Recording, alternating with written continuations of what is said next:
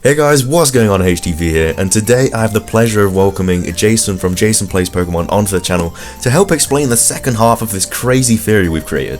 What's going on, everyone? My name is Jason. Part 1 of this theory is over on Jason's channel. I'd highly recommend you check that out before watching this video so you get the general idea of what's going on and you're not completely lost. A link to that video will be on the screen right now, as well as in the description with all of Jason's social links for you mobile viewers. Don't forget to drop him a friendly subscription whilst you're there. Without further ado though, let's get into the meaty section of this theory as we hop into part 2. First off, naming the next games Pokemon Sun and Moon gives GameFreak the opportunity to dive into space. Take a look at this. It's even bringing the word space to the table. I mean, you know it's legit. Having that path opened up, GameFreak now has the opportunity to link a vast number of real-life occurrences and implement them into the Pokemon games. If everything stated in this theory ties up properly, one could presume that they've been working on this storyline since the beginning of X and Y, and more or less used auras as a filler in between games. Now, we already know about the origins of Hoopa and that AZ has discarded the prison bottle somewhere in the home region, and that Lysandre definitely has plans on trying to reform his original plans of destroying humanity, which is actually part 1 of this two-part theory. But how would Lysandre create the power needed in order to summon Zygarde's 100% form? Well, I'm so glad you asked. Now, something interesting to look at is in the Japanese logos for Pokemon Sun and Pokemon Moon, there's two small gems located in the design that possess the opposite game's color.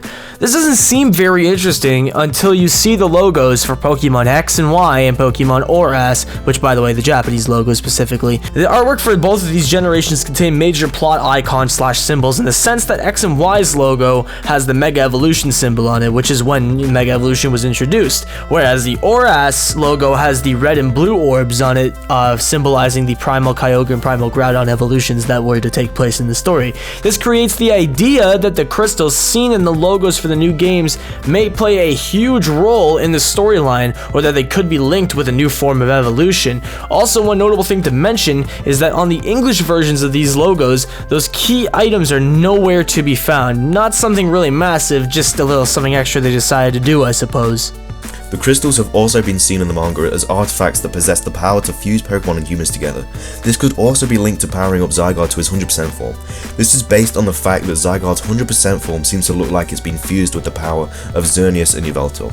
However, building on from the idea that the crystals have something to do with the main storyline and also linking in with this theory, we believe that the crystals are sacred artifacts that, when disrupted, cause a phenomenon known as a supermoon. Another way they could have an impact on the storyline is that because we have no idea how much time has passed between Hoopa'S and Sun and Moon, Lysandre may have built a machine that uses the power of the crystal to create a supermoon.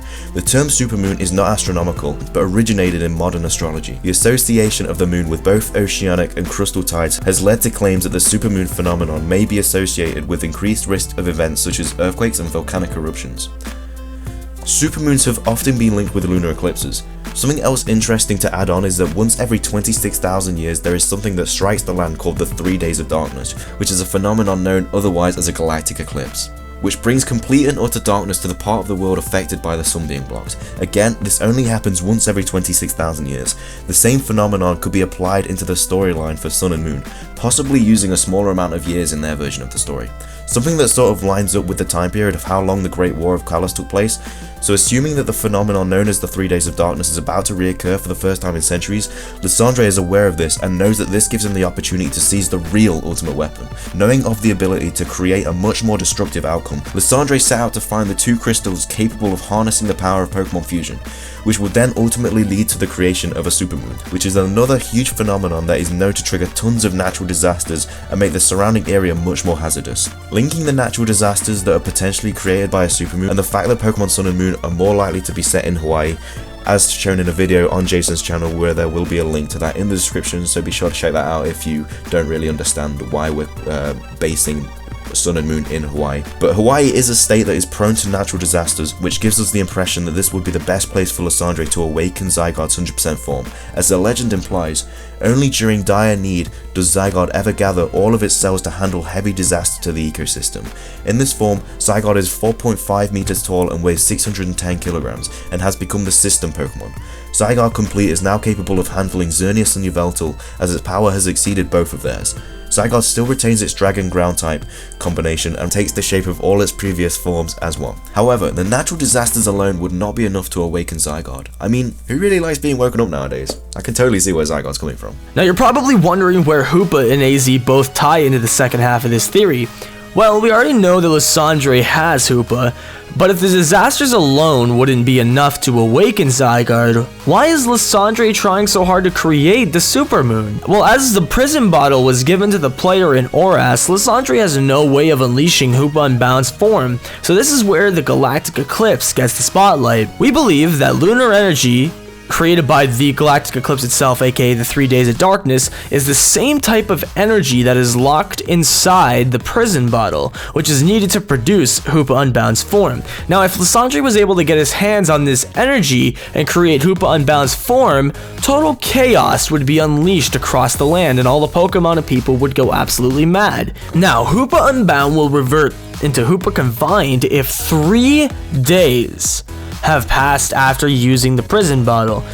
But there's a crazy link between this and that incredible phenomenon we just spoke about earlier. Now here's where you're about to get your mind absolutely blown. Assuming that the prison bottle is linked with the power of a galactic eclipse, meaning that they both produce a similar type of energy to one another, that means if there were to be a galactic eclipse, then Hoopa could potentially become even more powerful than he already is. But one might ask, what's the direct relation between Hoopa and a galactic eclipse? Well, get ready to have your mind blown even more. Remember how earlier I mentioned about 472 times that the other name for a galactic eclipse is known as the 3 days of darkness? Well, get a load of this. Hoopa Confined is a ghost psychic type. But when the power that's inside the prison bottle is used on Hoopa, he changes his form to Unbound form, but then becomes a psychic dark type, and only stays like that for 3 days. You see where I'm getting at here? For 3 days, Hoopa becomes a dark type, and then it goes back to its normal, regular typing. After the 3 days of darkness is over, everything goes back to normal. Light is restored to the world, and everything is back to the way it was. The direct relation between Hoopa changing into the Unbound form that it has and a galactic eclipse is literally right there. They both last for 3 days, they both bring darkness into the picture, and finally, the very last damning piece of evidence that ties it all together. Obviously, if a supermoon collides with a galactic eclipse, then it will only intensify the power of the outcome. In the case of a supermoon, it would trigger a bunch of natural disasters and would make the overall outcome much, much worse. What does this have in common with Hoopa, you may ask? What if it's possible that Hoopa could get an even greater form, an even more powerful form, something that can do more destruction and do even greater things than the Unbound form can already? If you ask me, this could definitely be a possibility for Pokemon Sun and Moon and link both the 3 days of darkness and Hoopa Unbound directly together. So, the world's in darkness for 3 days. Not too bad, right?